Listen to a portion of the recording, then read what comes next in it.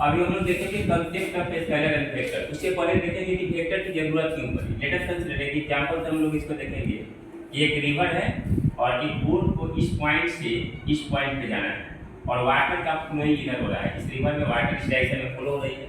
उस कंडीशन में ये बोट वाला इस पॉइंट ए से बी पे नहीं जाएगा, सीधे जाना चाहेगा लेकिन नहीं जा पाएगा। कारण क्या होगा कि वाटर का फोर्स इधर काम करेगा, बोट वाला कोशिश करेगा ए से बी पे सीधे जाने के लिए और फाइनली बोट वाला कहीं इधर जाएगा, क्योंकि वाटर का फोर्स इधर को इधर खींच के लेकर जाएगा।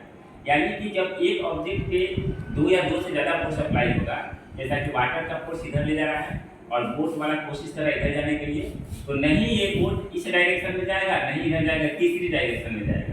और इस तरह के प्रॉब्लम को सॉल्व करने की आपको जरूरत पड़ती है वेक्टर की। यानी कि एक ऑब्जेक्ट पर एट ए टाइम दो या दो से ज़्यादा फोर्स लगेगा डिफरेंट डायरेक्शन में, उस तरह की सिचुएशन को सॉल्व करने के लिए हमको वेक्टर अलजेब्रा की जरूरत पड़ती है और जनरल अलजेब्रा उस समय फेल हो जाता है। ओके, ये था कि वेक्टर की जरूरत क्यों पड़ी। दूसरा एग्जांपल हम लोग ले सकते हैं। लेट अस कंसीडर एक बॉडी है और इस पर हम फोर्स लगा रहे हैं जैसे 8 न्यूटन और इधर से लगा रहे हैं 5 न्यूटन। आप सिंपली बता सकते हैं कि इस पर रिजल्टेंट फोर्स कितना लगा, 8 इधर 5 इधर, तो 5 पहले से जाएगा, इस डायरेक्शन में 3 न्यूटन का फोर्स लगेगा। ओके, इस तरह के सब प्रॉब्लम को हम सॉल्व कर लेंगे।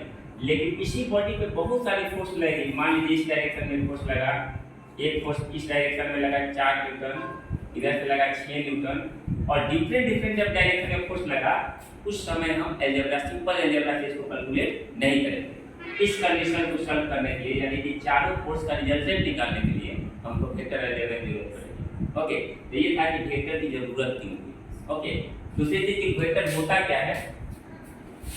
ये फिजिकल क्वांटिटी जितने हम लोग फिजिक्स में पढ़ते हैं, जैसे speed, distance, time, acceleration, force, इस सारी फिजिकल क्वांटिटी को दो ग्रुप में रखा गया है, एक स्केलर और दूसरा वेक्टर। वेक्टर एक डायरेक्शन बेस्ड क्वांटिटी होता है जो डायरेक्शन के साथ डिपेंड होता है, चेंजिंग होता है।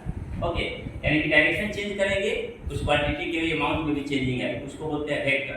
और जो डायरेक्शन चेंज करने के साथ नो चेंजिंग, उसमें कोई चेंजिंग नहीं होगा डायरेक्शन के साथ, उसको बोलते हैं स्केलर। एक एग्जांपल हम समझेंगे।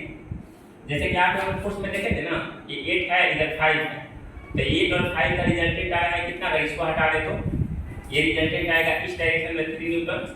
लेकिन यही 8 और 5 को हम लोग सेम डायरेक्शन में लगाए 8 न्यूटन और इधर से भी लगा दें 5 न्यूटन, दोनों सेम डायरेक्शन में है, तो 8 5 30 न्यूटन हो जाएगा। सेम फोर्स 8 और 5 अप्लाई करते हैं, यहाँ 30 न्यूटन आ गया और यहाँ पे आ रहा है 3 न्यूटन, क्योंकि डायरेक्शन हमने चेंज किया है। इस कंडीशन में दोनों सेम रखा है, इसमें डिफरेंट रखा है। ओके, तो इस तरह से जो डायरेक्शन पे चेंज हो रही है, डायरेक्शन के अकॉर्डिंग जो क्वांटिटी का अमाउंट वो कहलाएगा वेक्टर, यानी कि force is vector quantity, direction के साथ चेंज कर रहा है। उसी तरह से लेट अस कंसीडर एक हम एग्जांपल लेते हैं करंट का। यहाँ पे बैटरी लगाए हैं, यहाँ एक बल्ब है और यहाँ पे है आपका स्विच, और मान लीजिए यहाँ पे 10 वोल्ट का बैटरी है। थोड़ा देर के लिए कंसीडर कीजिए कि 2 एम्पीयर करंट जा रहा है, ये प्लस टर्मिनल है, ये माइनस टर्मिनल है। इस कंडीशन में 2 एम्पीयर करंट इस बल्ब को मिल रहा है। लेकिन अगर हम टर्मिनल को चेंज कर देते हैं थोड़ा देर के लिए, इसको प्लस कर देंगे और इसको माइनस कर देंगे, अब करंट इधर से जाएगी, लेकिन अभी भी करंट 2 एम्पीयर ही जाएगी।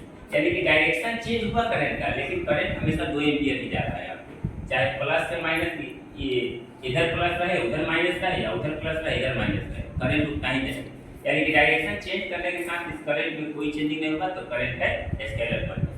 आई होप कि आपको समझ में आएगा। Thank you so much.